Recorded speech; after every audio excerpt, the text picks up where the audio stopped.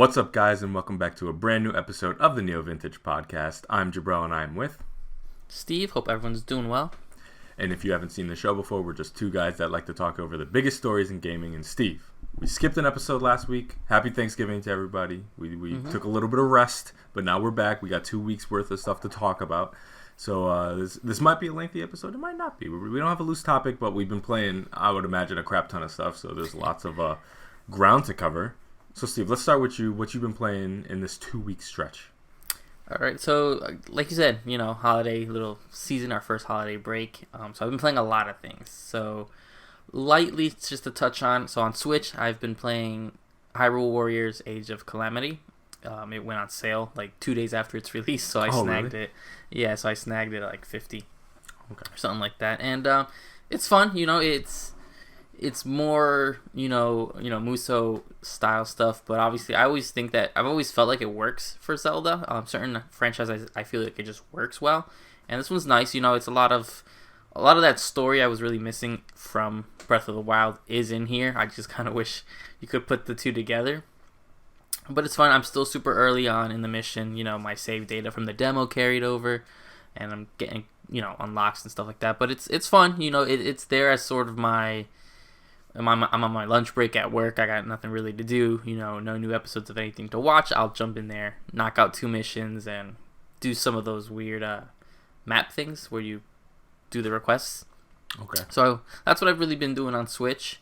Then swapping over to the main systems on Xbox Series. I've still been playing Valhalla. I'm now, I want to say maybe 12 hours in, which I know is super early on. I know you've been killing this game.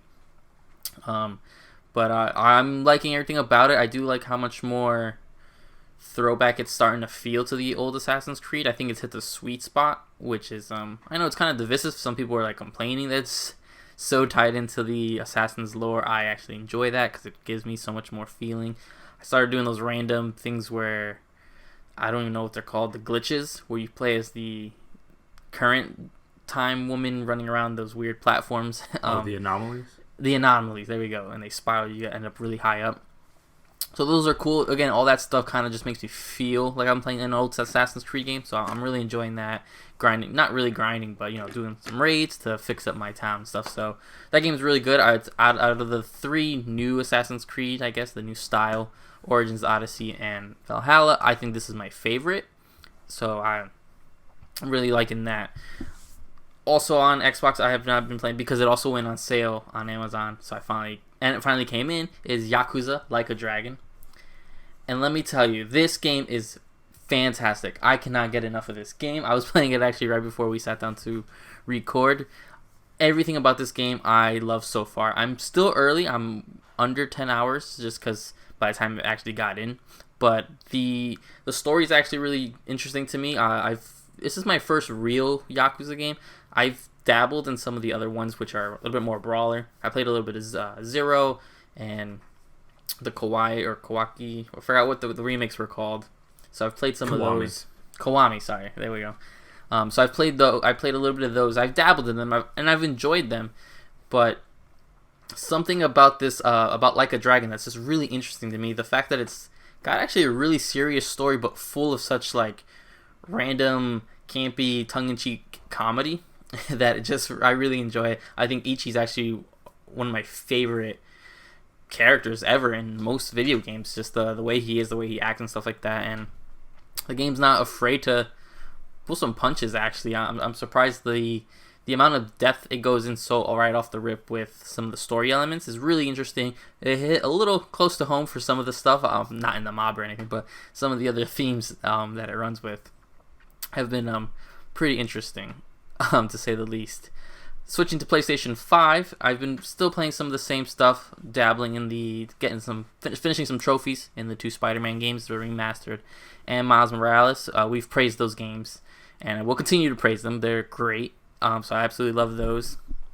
Getting some final suits and stuff like that in Miles, and popping some of the few trophies I have left to hopefully platinum it soon.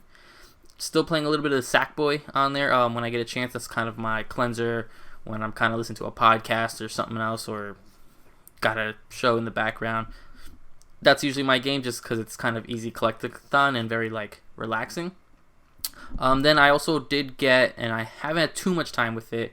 Well, I didn't get it. Someone got it for me. Godfall on PlayStation. So this game's had this weird relationship where I was super excited, then I wasn't. Then I saw this sort of loot-based game, and jumping in, it feels very Destiny 1 is the way I can compare it to the most, where the gameplay is really good. The controls are really solid. You can tell it's almost built a little too much for PC. Like, you can tell it's almost like a PC game ported, just the way some of the controls are, the way some of the menus work. If you're familiar with the early Destiny stuff, it's pretty much the same. All the loot is kind of in there, and it's in there the same way most games have now, where it's like gray, blue, green, yellow is legendary and or exotic, and purples are like super, whatever that term is now. That's in there. It's a little less useful, especially when some of the weapons look exactly the same. So it's a little weird to do it that way, but I'm actually kind of liking the grind a little bit. It's kind of just, I jump into the map. I do like the combat's really solid, especially when you advance some of your skill trees and stuff, and it's really interesting, and it's stuff I really enjoy, and I wish I had someone to play with. I'm sure in a party it's a little bit more interesting, but I have had no problem playing it single player, so it's not like I'm losing out. It is missing sort of a story factor, where there is a small beginning cutscene, which is the trailer we saw a couple months ago, and then you're kind of just thrown into this world of lore without knowing what specific terms mean, what certain armors mean. Why is it when you put a different armor you have a female voice? That makes no sense. And so it's, even though you're still the same man, you are playing a brother. You're fighting your brother. So when you switch to a certain armor, your voice changes to a woman for some reason. I unless I really miss something or there's some lore that I'm missing, it's just kind of, that's strange, all over the place, and it's like, I don't know if he's supposed to be like personifying something or taking over exactly. I don't know, and there's more armors to unlock, and I don't know if every armor has its own voice thing, and I don't know if it's supposed to kind of play off like a Overwatch hero type deal. So I need to grind a little bit more in there, but I do like what I'm getting from the game. Actually looks really good. There is this weird jitter when you like go to like the next certain area. You can tell, almost like if there was a load screen, except they cut it and then it just like skips.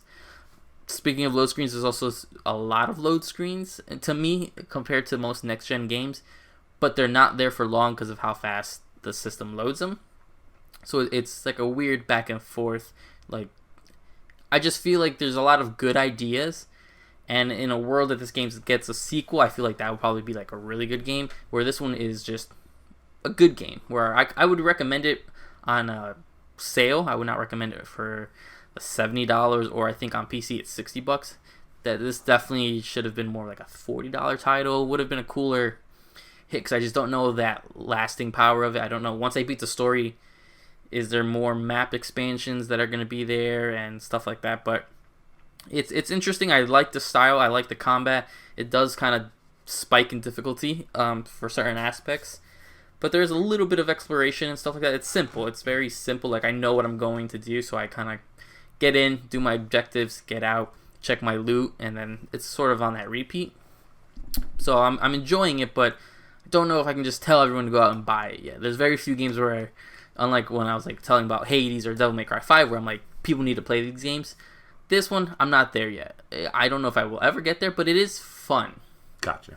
Yeah, so those are what I've been playing, which I know it's a mouthful. I know it's a lot. But, holiday time, holiday break, I had those 4 days off, so I was able to try to really enjoy. Also, was really testing the systems for their features.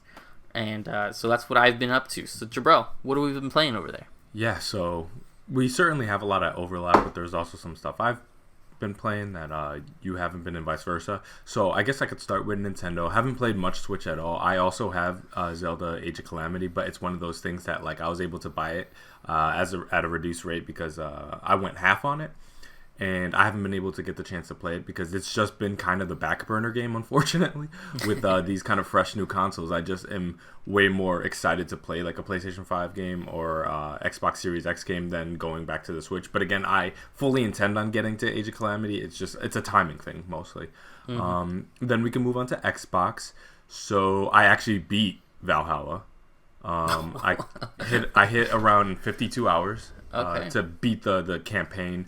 It is important to note that with Odyssey, I beat it around 70 hours, but my approach was completely different, and I was tackling a lot more of like hunting down the cultists and stuff like that. And there is that kind of equivalent system going on in Valhalla, and I didn't get as in depth to that. So I wouldn't say I mainlined the story because that would made me cap it at around probably like closer to like 48. But I did a little bit of kind of like, subsequent and extra material, but I never quite got into the level of depth that I got with Odyssey. I do plan on going back on and filling out a lot of the other things. So my time with Valhalla is definitely not done, but I did finish the story. I really, really, really like the game. That by most measures, it's probably the best of this newer trilogy.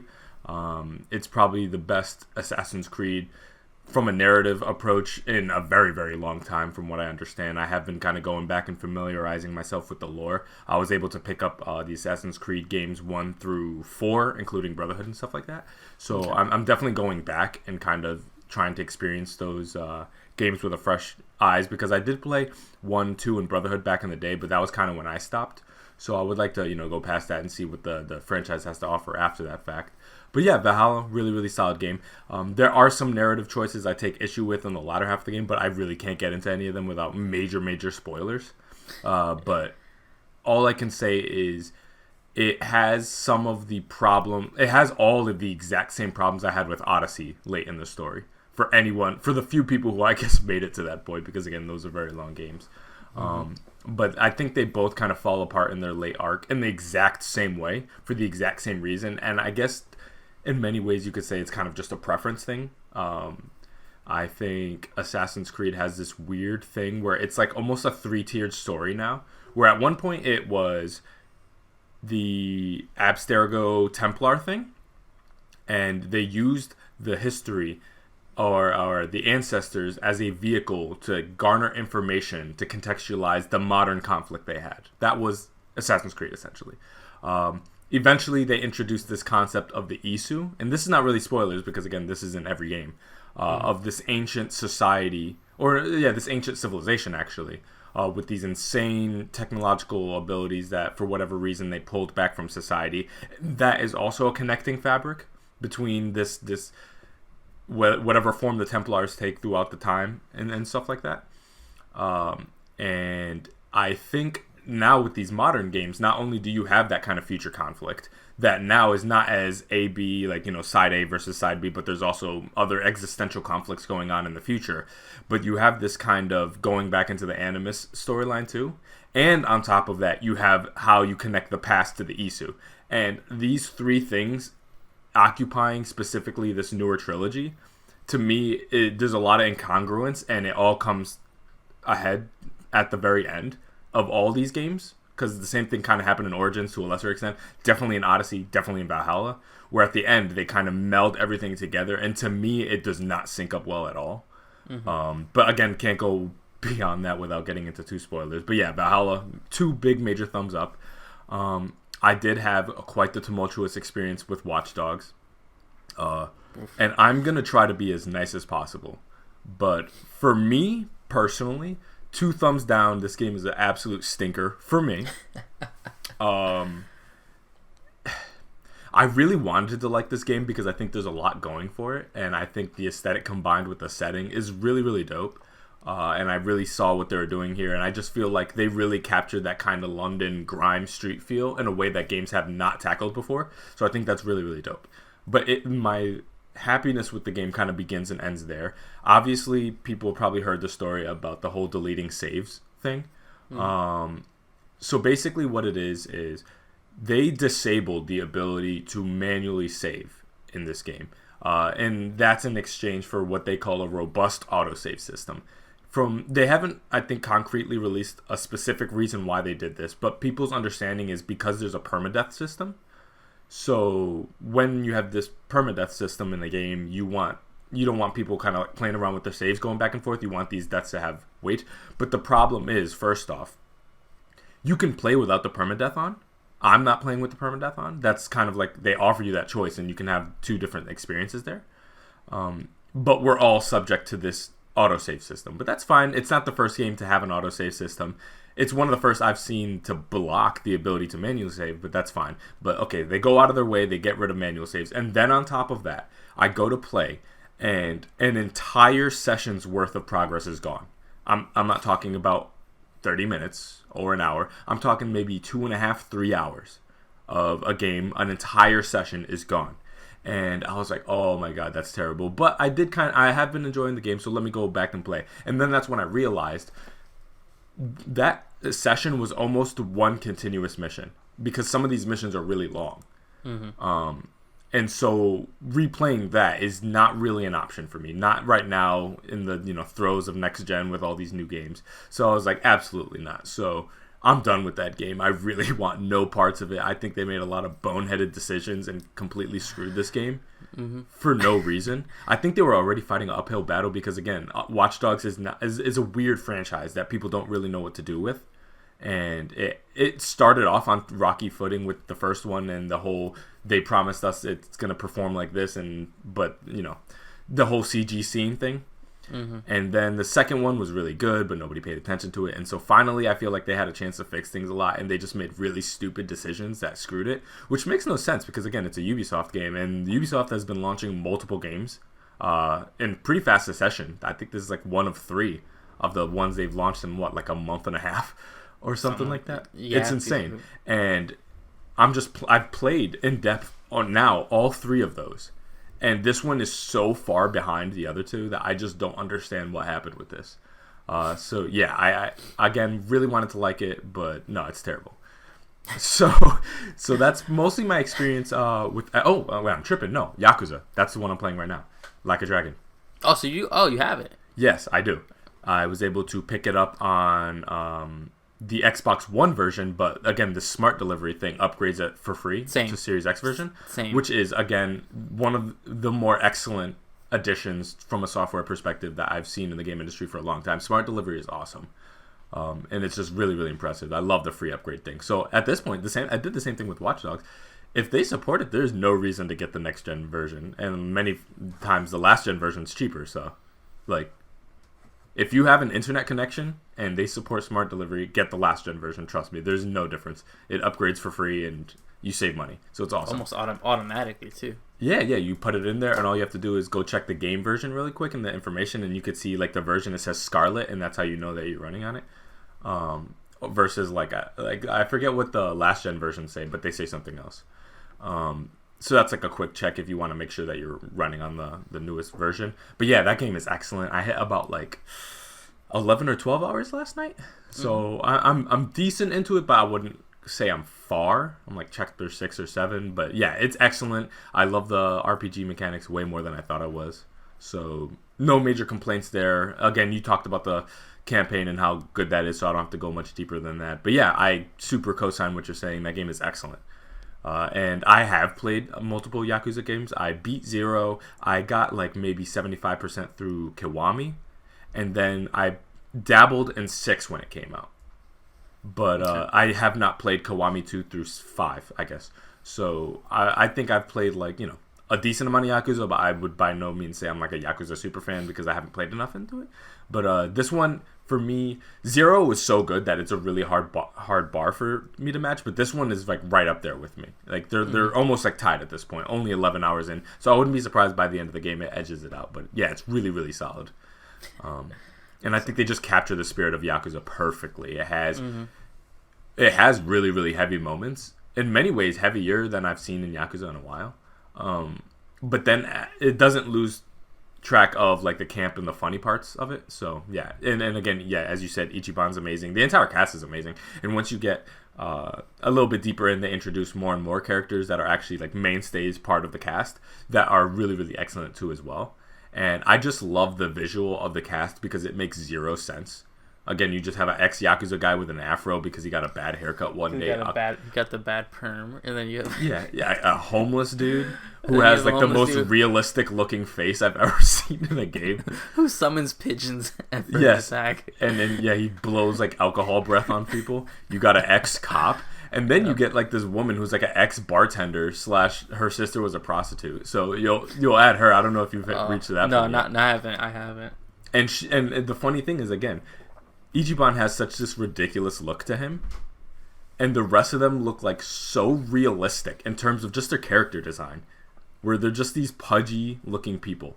And then this woman they add to the cast is like this beautiful looking woman that it just doesn't match at all, but she's part of the full cast.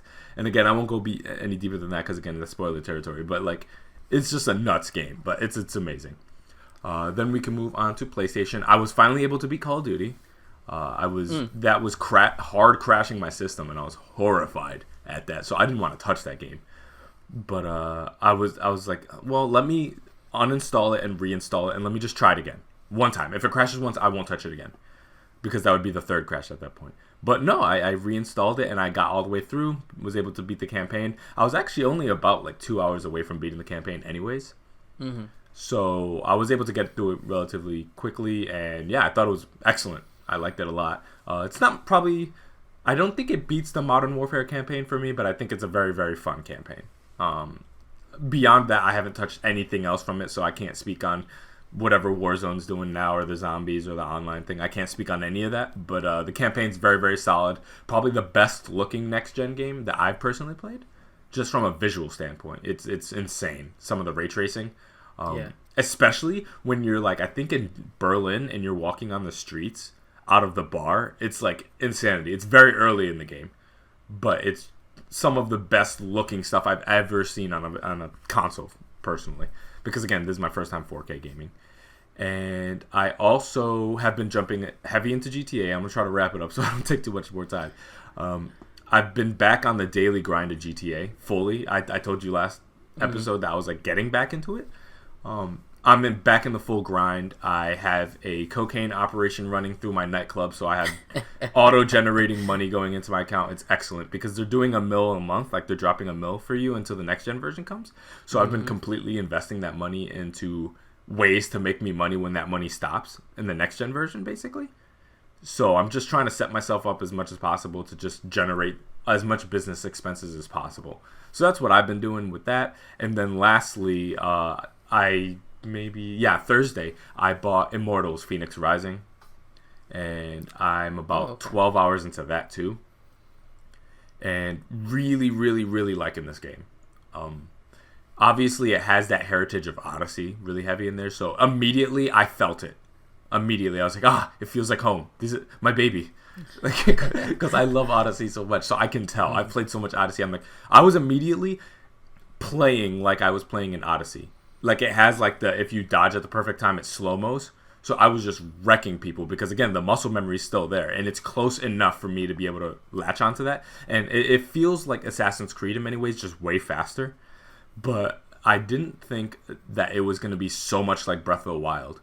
Like, this game is, like, almost exactly from a world standpoint at like Breath of the Wild. And not in a bad rip-off way, but, like... it's very puzzle oriented, and you have a way to be able to pick up and move blocks, and it like shines when you do it. Like, it looks exactly like Breath of the Wild, so much so that my girlfriend was behind me and she's like, that looks like Zelda. And I'm like, yeah, right. It's exactly like it. It's very, very puzzly. The type of bosses you fight are very, very similar to Breath of the Wild. The open world, especially when you go onto the horse, it's not cel shaded, but the art style in some ways kind of reminds me of it. The way that the main antagonist is in the sky and you see these red clouds kind of sparking around, and he summons these enemies to attack you at points is exactly like Ganon. So, and the fact that not all the quote-unquote champions or gods are dead, but they're all gone and you have to bring them back. And also the world has been frozen in stasis because of the attack from this main antagonist. There's a lot of connections you can draw between this and Breath of the Wild. But once you get deeper into it, obviously the Greek god setting and the kind of champion Zelda setting are very, very different. So it definitely departs from there. So I don't think it necessarily goes into rip-off territory because, again, Zelda didn't invent a lot of the narrative choices they made. But having it all together in one package, it immediately screams that this game is like probably the most influenced by Breath of the Wild that I've ever seen before. And you could obviously tell they're big fans of Zelda. Because, again, this is essentially a Zelda game, an open-world Zelda game. You're walking around the world, you fight random enemies, and then you go to these giant, like, labyrinth-like dungeons. They call them vaults. or Tartarus vaults, and you go into them and you do basically 3D environment puzzles of varying difficulty. But you're shooting arrows, you're lifting up blocks and putting them in different areas and dodging fire blasts. And you know how the paraglide mechanic in Zelda? Well, you have wings in this that have timed to your stamina bar that you can also climb anything. I've seen that, and I've seen that obviously is a huge Zelda thing. And I've seen the magnetic thing. Well, in Zelda, it's the magnet. Yeah, this one you just have a lift mechanic using these, I think it's like Zeus's greaves or something like that, Perseus greaves. But yeah, very, very, very similar. I could see someone being like, nah, this is a Zelda ripoff, and that turning them off. For me, as someone who loved Breath of the Wild, it's great for me. But I never want to ever hear anybody talk about Genshin Impact stealing from Breath of the Wild ever again when Immortals exists, because this game is, I wouldn't say a carbon copy, but this is very, very, very similar. In a good way for me, but again, I would imagine, Nintendo's looking at this like, guys, what are you doing? Don't do this.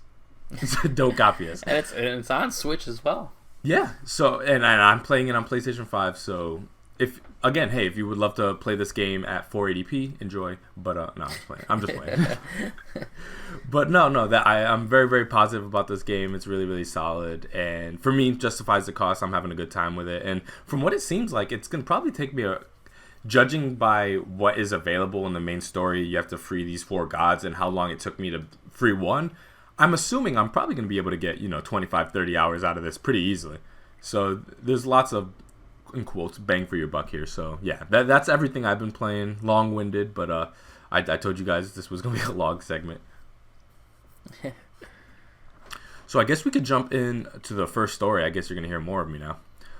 2 key BioWare leads leave the studio. So this is major news. The entire game industry pretty much has their eyes on BioWare because we're so interested in what they're going to do next.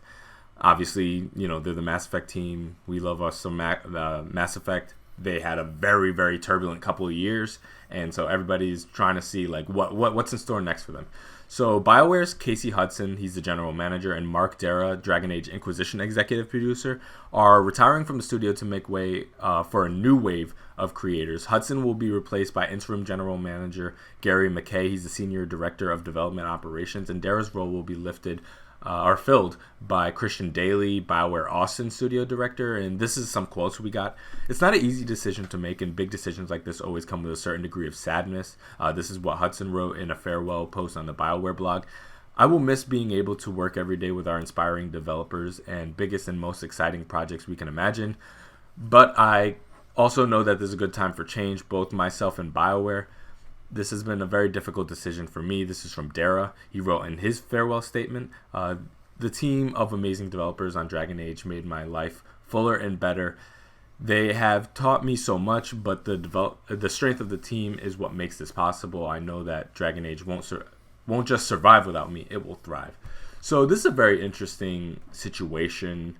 Obviously, we have a lot of fond memories of BioWare's past.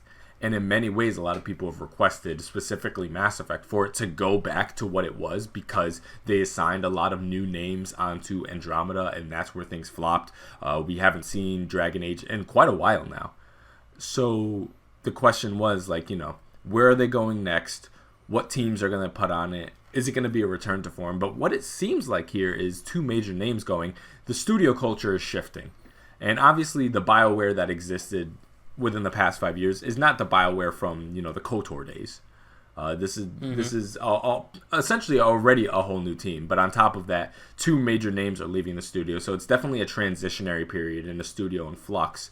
And so it makes me very excited to see what happens with the Mass Effect remasters coming, and assuming a Mass Effect 4 or a future entry, Andromeda 2 or whatever. And we know Dragon Age is on the horizon. So what do you think about this? Does this excite you? Does this worry you? What's your thoughts?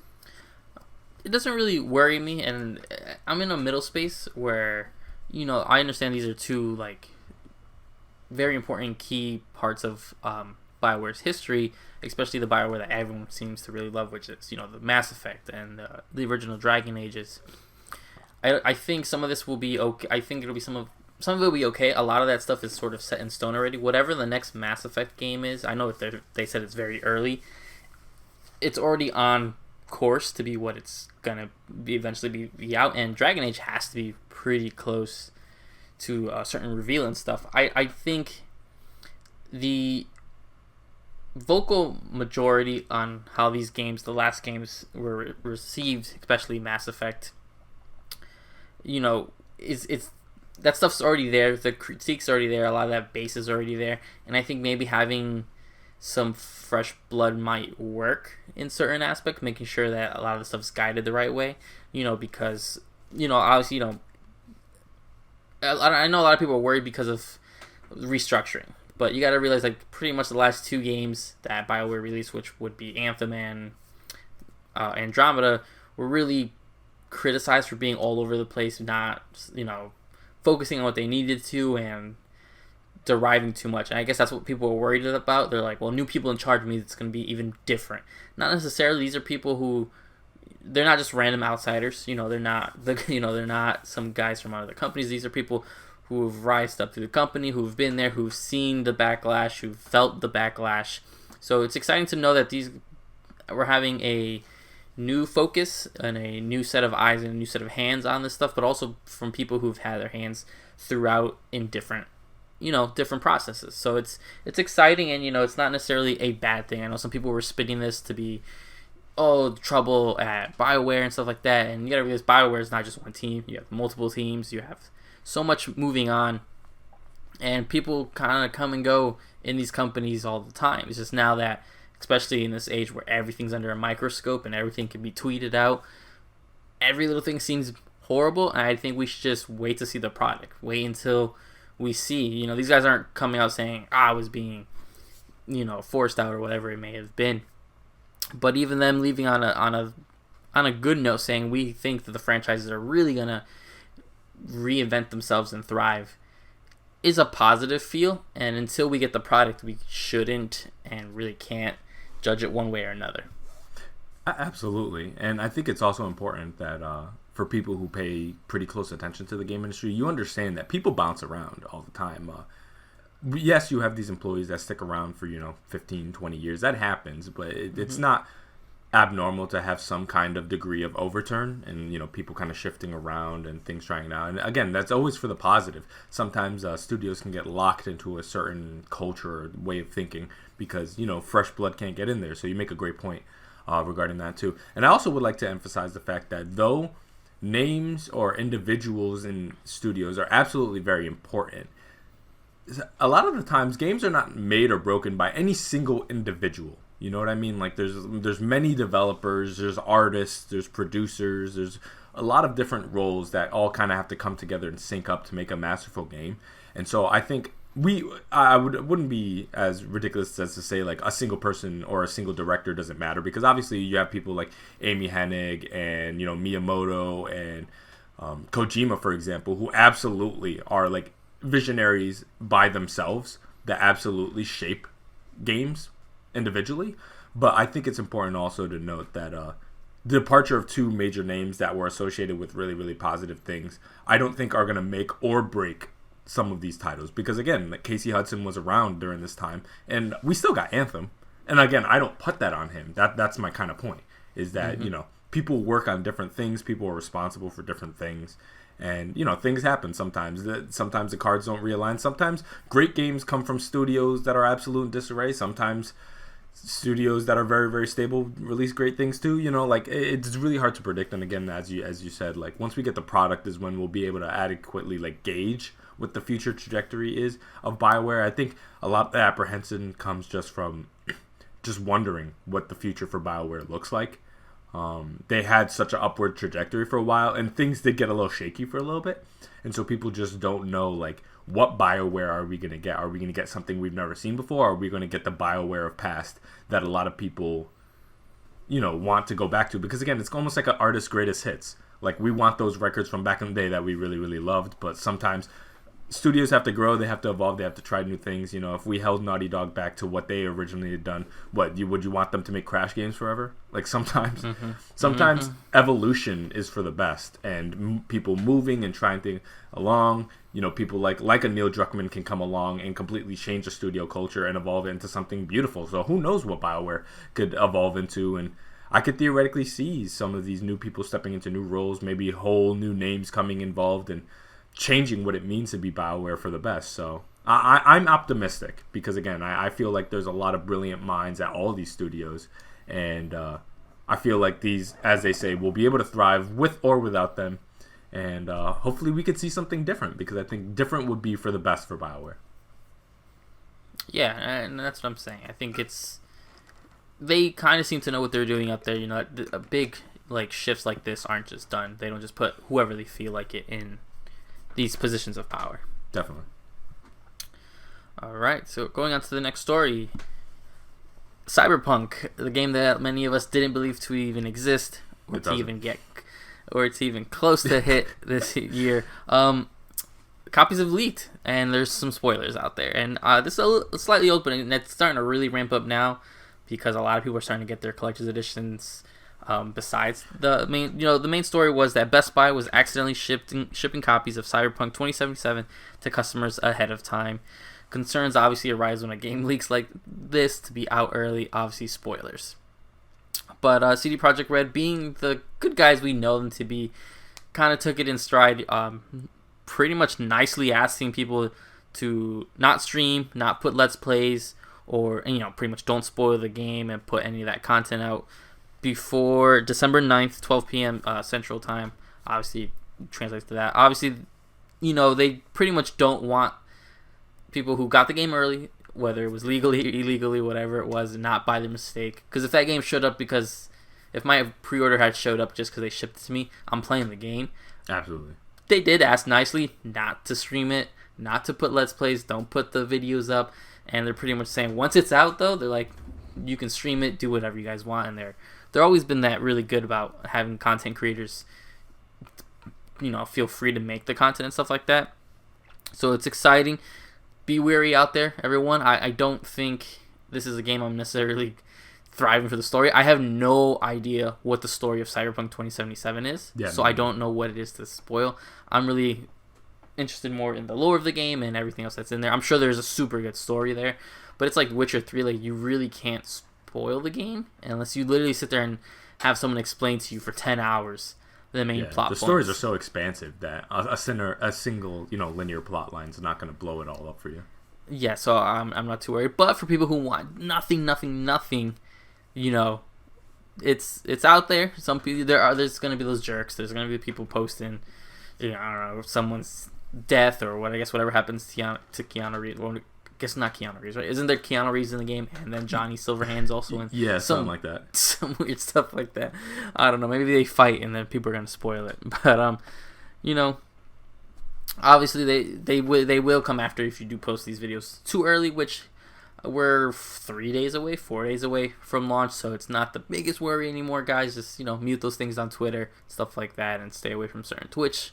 But they seem to be, they were really joking around about how the in-game organization MaxTac was gonna come after them, which is, I guess, their fun way of saying we're gonna take your videos down, you're gonna get strikes and all that kind of stuff. So, it's out there, but the game's almost here. Apparently, they're counting down on Twitter. I think it's way too late now if they were gonna delay this game again, but who knows? We actually may get nothing past them at this point. Yeah. I wasn't, the game delayed last time 2 weeks before launch, so we're really close, and they've been counting down. Every day they put that yellow picture, the yellow background with the number of how many days left, so I assume we're there, and they ship these collector's edition. I've seen some, I haven't watched the unboxing, but there's people unboxing the actual game, so it's out there. Be wary, but who knows? We may all actually get Cyberpunk. Yeah, and I mean, hey, in the grand scope of what has happened to games before launch, less than a week before launch, people getting advanced copies, again, it's not ideal. Like, you would love people to experience the game. People who have review copies, beautiful, but, the general population to be able to see things, on the 10th when it actually comes out at midnight and onwards. But hey, I mean, a couple days, it's again not ideal, but it's a lot better. I mean, you remember what happened in Last of Us 2. Like, it could be worse. I mean, that whole plot was out. And so, yeah, it could be pretty worse. And again, it's kind of funny seeing from literally no game studio, I think, has ever released as much information about a game before launch as, like, CD Projekt Red. Like, oh my God. Like, the sheer amount of, like, there's a dedicated show to this game. Yeah, the Nightwire thing. The Nightwire things. Yeah, they have like 20-something minute episodes detailing stuff about this game. And it's like, that's how I know this game must be massive. Because they're showing, I mean, at this point, hours of footage. And apparently they're just like, yeah, don't spoil the story. So it's like, that you haven't shown the story yet? Like, oh my God. So yeah, and from what I understand, like there's these different roles you can choose. And that drastically changes your experience. And I think from what I understand, again, this is just me guessing by the information that they gave us. You can choose different roles that absolutely change the approach that the story takes, and it has major story beats that will be experienced no matter what. And so from what I don't know if this necessarily is an easy game to even spoil, because again, if you show something like, hey, this happens with this, I don't know if it necessarily plays out the exact same way with each class. You know what I mean? Like you infiltrate different groups and facilities and stuff like that in different ways and have entirely different spawning points where you start your story. So again, there's a lot of variability entirely dependent on what role you choose and stuff like that. So this is not a game that I'm particularly terrified of spoilers, because again, they've shown off so much from this game that I almost need to go on spoiler watch from the Cyberpunk team themselves, let alone people. By the time the people got to me, I mean, I've already had my hands over my eyes all this time anyways, and I just can't believe we're so close. And I wouldn't say that it's an impossibility for them to delay, because, hey, we've seen games canceled after it's launched. Like, people have gotten physical copies of games that have since canceled after that fact. It's been a while, but we've got weird things happen in the game industry. So I won't say it's impossible that they delay it, but obviously it's very likely. I mean, I guess it's going to launch this week because it's Sunday now. And you know, I bought it on PS5 and I'm just waiting for there to pre-install so I can, you know, get that ready to go. So I'm just super hyped on this, and I'm hoping it delivers. I'm pretty sure it's going to, but it's one of those things. It's like fingers crossed. Yep, never say never. It could be trash, but it's very likely it's not going to be. Yep. So I guess we can jump in to the next story, and this is kind of a weird one that I bumped into that I thought was worth kind of talking about because I think it's kind of funny. So the Xbox Series S can apparently play PS2 games. So according to the YouTuber Modern Vintage Gamer, a loophole in the Xbox Series X and S's developer mode lets users boot a variety of emulators, including ones that support PS2, Dreamcast, GameCube, and Wii games. So you don't even really need to hack the console so much. You just have to access the developer mode.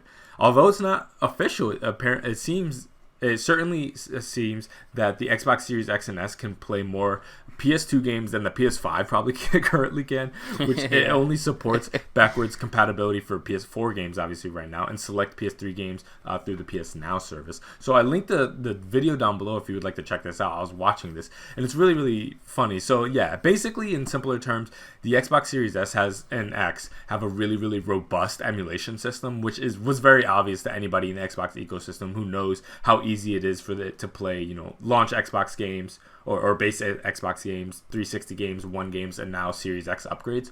So they've done an excellent job with backwards compatibility. And obviously, when you kind of take the cell architecture out of the fold, I mean, these consoles can run a lot of things for the most part. Again, the PS3 was kind of an anomaly.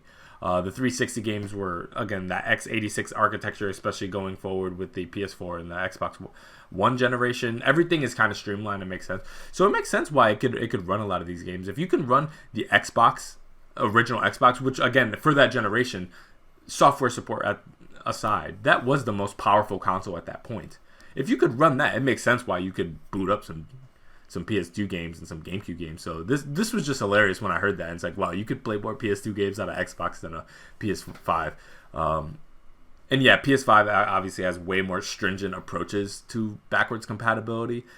Your guess is as good as mine why they approach it the way they do. I think Sony is just the kind of people who are just like, we will add things when we need to add things and not a moment sooner.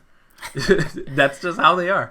They're like, you know, we need to see the analytics to justify this, and then when we see that, then we'll add it. They did not add crossplay until the very last point. They did not want to add none of these things. So PS5, they're just in an entirely different situation, but it's just funny to see Xbox openness be able to span so much and be able to play so much without major hacking. That was the kind of thing. But what you think when you saw the story?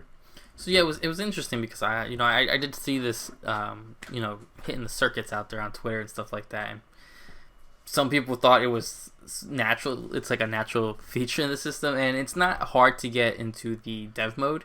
Apparently, you have to just go into the settings and request it or something like that, and it switches your Xbox into dev mode, which is weird that it's just so accessible. And obviously, their connection with the way just Windows is, it's pretty much you make your system into a Windows, and that's why you can just install these emulators and all this stuff. And like they said, it's not official. Xbox doesn't want you doing this. Yeah, that's important to know. Be wary that this will probably be removed somehow in an update later on, depending, because like you said, a lot of this stuff is just the backbone of how they're emulating their backwards compatibility. But it is funny. It is just in general is hilarious, and it brings me back to the days that Microsoft consoles have always been hacked very early. I remember the original Xbox. I went to my cousin's house one time, and when he launched his, it showed the Xbox symbol, but where it said Microsoft was this weird code, and when it launched, he had like all these games pre-installed, and he had Genesis games, and so this Xbox systems being quote unquote hacked and emulator devices isn't something new. It's wild just to see it full-fledged going on these new systems, but I thought it was interesting and it's funny, and I'm not doing it because I just don't want to. I don't want to get banned or whatever. Because you guys remember, anytime you're hooked up to the internet, they know what you're doing on your Xbox. They know, I was watching a breakdown of analytics. They know exactly how many. They can know to the point on how many times you push a home button the wrong amount of times. Little things like that are tracked. So they're gonna know if you're playing, emulated games. Obviously, you also have to get your own ROMs and things like that, and that's a whole another legal thing on its own. So, but it is a fun thing. It's funny, especially when the way a lot of the headlines were that the Xbox Series plays PS2 games that the PS5 doesn't, and all that kind of stuff. It's fun, but I wouldn't be the first to go out and do this. Yeah, does this surprise us?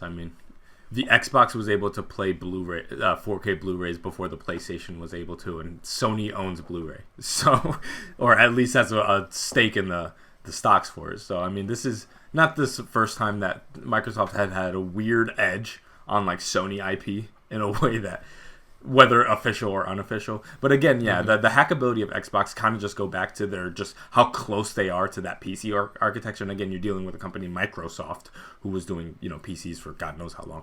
So exactly. or at least PC software. So yeah, again, just that proximity to the PC architecture is naturally always going to put them in a position where they're probably the most easily hackable console. The only console I could think more than the Xbox that was probably hacked more and easier is probably the PSP, but that was an anomaly. That thing was, I don't know what they were doing with that, but God bless them. I loved my PSP and the fact they were able to do that stuff. But it is kind of cool. Yeah. You just see it less and less as time progresses, like hacking, because it just becomes harder and harder to do. And the way they do it nowadays is just so much more inventive. Like back in the day, you would do a little custom firmware, you do a little something, and the next thing you know, you're playing Mario on a PSP. Mm-hmm. Now, look what they had to do with the Switch. They have this weird latch on the side that you hook something into, and you plug a cord into it, and then you're able to play. You do a whole bunch of stuff, and so it's a whole lot of stuff. Hacking consoles and emulating other things on it is becoming a harder and harder thing to do, especially once copyright law has gotten a lot stronger. People being protective of their IP and all these the ability for them to release these software updates to counteract these things is more robust than ever. So just seeing stories like this, though I know it's a bane on these companies' existence that they just hate this stuff, it is a little heartwarming to see that it's like, look at you guys. You guys are still doing it, going strong. Good for you guys. Yeah, the community's there. Yeah. All right. So, next story, which is one I was super excited about, and I know you were pretty excited for this too. For sure. Square Enix has finally revealed a new game in the World Ends With You franchise. The sequel, finally. So, Neo, The World Ends With You, coming in 2021 for PS4 and Nintendo Switch.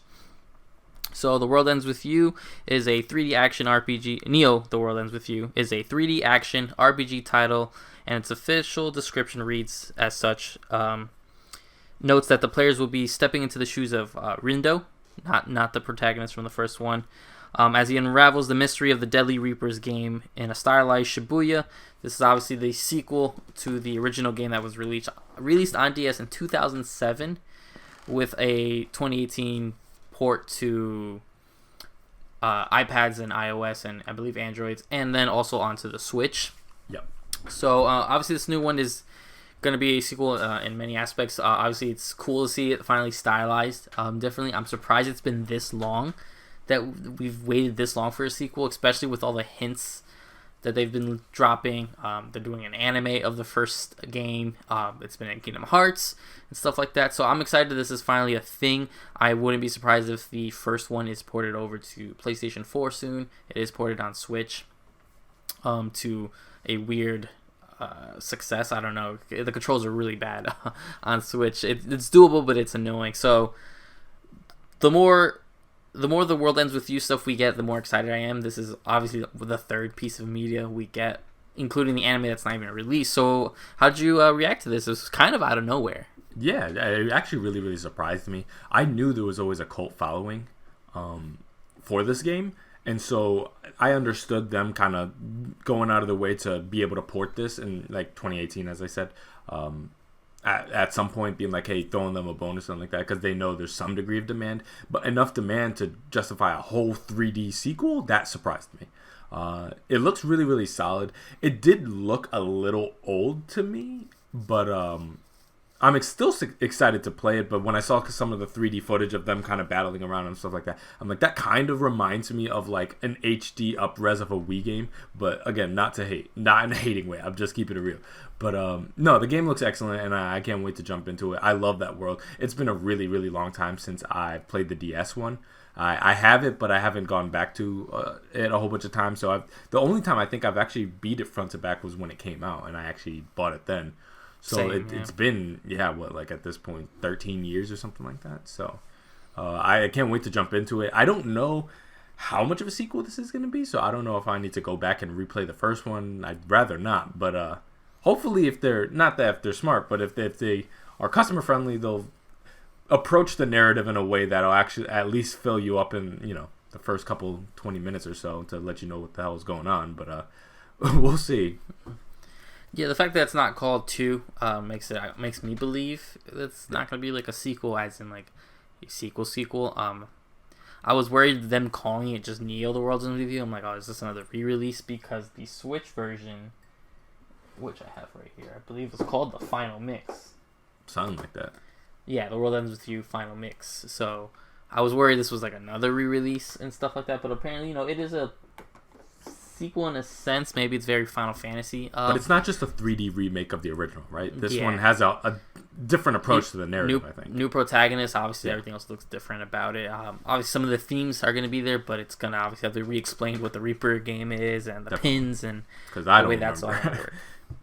So it's interesting. So we'll see. So 2021, obviously, hopefully I'm assuming they're going to plan that the anime releases before it, so you can kind of get the recap that way. Maybe that's because that's going to be adaptation of the first one, I'm assuming, right? Yes, from everything I've seen in the trailers, the anime is going to be an adaptation of the first game, which I'm assuming then they're going to lead it into the sequel, which will hopefully work that out. Hopefully works that out for them. Yeah, this game's probably going to do pretty well though, because from what I see, the fervor for this franchise is so strong, which again it surprises me. It's some random RPG from 2007 on the DS that's like super touchscreen, integrated, and people love this game, and it's just interesting. It has like this edgy Kingdom Hearts look to it, and never would I have guessed that it would have been so popular to this day. But I hope to see this game do well, and ideally I would love to see this become like a real franchise with proper sequels coming out on a regular basis. That'd be awesome. Yeah, hopefully. And it's Square, so that's usually what they like to do, is create series. So I don't know, maybe there was some sort of issues that it was stuck on, because it was stuck on DS for a long time before they brought it to the iPad, and then that iPad version is the one that we ended up getting on Switch. So got you. It's been tossed around a lot. Well, famous last words. I'm asking for a sequel, but watch in 5 years when we get 15 games in 3 years, I'm going to be like, oh, maybe that was a mistake. Yeah, when we get the 7 The World Ends With You's. All right. So the last story here, which is more of an exciting future thing. So 3 Sony Japan developers, I'm going to butcher the names. I'm terrible at reading names. Junya Akura, Kazunobu Sato, and Kiichiro Toyama have left their respective game company to create Bokeh Game Studio. Toyama, who is best known as the director of Silent Hill series and Gravity Rush series, will serve as the studio's creative director alongside lead Gravity Rush designer Akuro and Sato, who was the lead designer of The Last Guardian. The 3 will lead Bokeh as an independent game studio with the goal of rediscovering the joy in making games. So this is a sort of smaller story kind of going on, and these are the guys who obviously, like we said, created were creator forms and stuff like that of Silent Hill, Gravity Rush, and all that kind of stuff. So it's exciting to get, these powerful minds getting back into smaller territory, smaller teams to be able to follow their dreams and create like their vision. So I was super excited to see this. Obviously, when I see these guys be able to separate themselves a little bit and create these other titles, some of our favorite titles, not Bloodborne, Curse of the Moon, Bloodstained, Curse of the Moon games are something that we really love, and we're going to see things of different variety, hopefully, from this company. And when you get these people who are passionate and want to create their own stuff and are able to do it the way they want as an independent studio, it's exciting. So what do you think about this? Oh yeah, this is super exciting, and again, we're talking some big names they're throwing around here. I mean, director of Silent Hill, come on, that classic survival horror. Gravity Rush, super underrated, excellent game, and just a creative director. Again, seeing the names that they said here and what they specifically did for these games, and again, the lead designer of Last Guardian. Last Guardian wasn't really my thing, but there's a lot of great things about that game. And so seeing these 3 names associated, I mean, it's kind of like a little mini Avengers of Japanese game devs right here. It's pretty impressive stuff. And yeah, it excites me because, again, they said that their goal is to rediscover the joy of making games. And if you look at the teams they're coming from, it looks like, they kind of wanted to take a step back from that kind of AAA major game corporate world and kind of just come together and be able to be creative. And I just am really excited to be able to see these 3 be able to make a game without those publishing constraints and having to sell an idea to some massive corporate entity to finance the operation, and be able to just make what they think of. That's exciting to me, to see these guys kind of creatively unchained. And again, whenever we see this from anybody, whether it be Kojima or whatever, these people who kind of pull back from their massive game developers and be able to create something on their own is always exciting for me. Again, I think independent game development is definitely, I think, just as important as that kind of AAA presence in the game industry. And just seeing these guys be able to not have to make stuff that have commercial viability, for example. Like, we need to sell 1 million copies to be able to be in the green on this, or the black. I think this is going to be a beneficial thing, and I think this name specifically, Mark Bokeh Game Studios, put a little check in your mind, because I feel like you're going to see these guys pop up with some really, really dope projects in the upcoming years. I'm pretty sure. Just seeing these names before, I'm really, really optimistic on these guys. Yeah, it's really exciting. I did a little semi deep dive into who these guys were and all the projects they worked on and their influence, and it is exciting because especially. And the biggest ones, like you said, is removing yourself from that AAA studio where you have quotas and it's got to be the successful one. They want to make millions and stuff like that. But it also gives space to have these creative minds be able to make these smaller titles. Like we were talking about, you see all these smaller indie titles that have this huge cult following and make more, and they're cheaper in general. So, and it's part of the circuit now. Where sure, we have these big titles that come out every couple months, every couple weeks. But there's sometimes these smaller titles that really hit home and people really seem to enjoy even more sometimes than these bigger titles. Yeah, definitely. I'm really, really excited about them. But before we end the show, I did want to talk to you about one thing. And I didn't set it up in our little rundown about this story, but we need to talk about the Atari VCS, all right? So what month is it, Steve? Tell me what month it is. We're in December 2020. All right, and last month, how many consoles launched? We got the 2 big consoles. Two big consoles. 2 Xboxes and a PlayStation, right? 2 Xboxes and technically 2 PlayStations. I didn't see a VCS drop, did you? I did not. I did not see. And if you want to include Nintendo did launch their Game Boy. Yes. Game and Watch. Watch. Game and Watch 2. I stand corrected. 4 consoles, sorry about that. So there you go, yeah. But I didn't see an Atari VCS launch. I am tired of people arguing me on social media saying it's not a scam. Where it at, though? Where is that device, though? We're going to get it in the hands of Kickstarters. Where is it? Where is this device? What was their date? What was their release? It was supposed to be in November, and then they soft delayed it to like 2021 without saying anything. And you want to know the funniest thing about it is that they soft delayed it to 2021, and not a single story is written about it because no one cares. No one cares, Atari. Fake Atari, because you're not the real Atari VCS. Yeah. I just needed to mention that before we wrap up the show, because I'm going to continue with my VCS jokes because it's not a real thing.